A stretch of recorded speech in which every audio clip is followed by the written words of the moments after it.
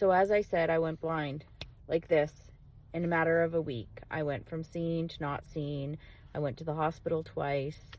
No one really knew what was going on. Of course, this is now December 17th that I'm finally blind and totally admitted to the hospital. And I go between two different hospitals. I have MRIs, I have tests upon tests, blood work. And I'm not worried about me being blind at this point. I'm worried about it's going to be Christmas Day. My kids have never been without me for Christmas. My kids have never been without their dad for Christmas. How am I going to get home? What is happening? Why am I going blind? Why am I the healthiest I've ever been in my entire life? And here I lie in this hospital with no answers and no one knows what's going on with me. I got a spinal tap, which scared the hell out of me. I had plasma. I think maybe you can see the scars. I had also,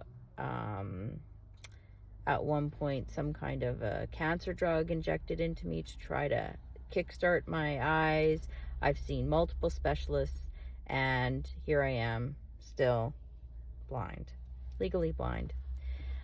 Christmas Day, I was not home with my kids. That was absolutely horrifying. And I watched It's a Wonderful Life in the hospital, black and white on the little TV. And that was Scott's favorite movie. And I thought, the whole time I was in the hospital, every single thing that happened to me, I thought, oh, it's him teaching me a lesson. I was always super good with my phone, fast at texting, on top of everything all the time. And as I've learned to adapt to my disability, I constantly think, well, now I know how he felt. He wasn't very good at texting. He wasn't very good at doing many things that had to do with technology on the cell phone. He was wonderful at his job, just not tech savvy with the phone. And I used to bother him about it and give him a hard time. And now here I was thinking, holy shit, am I blind because this is teaching me a lesson? Will my vision come back? Is this from stress? And still no answers. So I did what I always do, and I dealt with it, and I ran, and I worked through my grief of losing my vision, and tried to be the best mom I could and make all the arrangements to make sure my kids didn't miss out on one single thing, and their life stayed exactly how it had with their dad passing away. That would stay exactly the same with me losing my vision. No change, business as usual. And so on we went.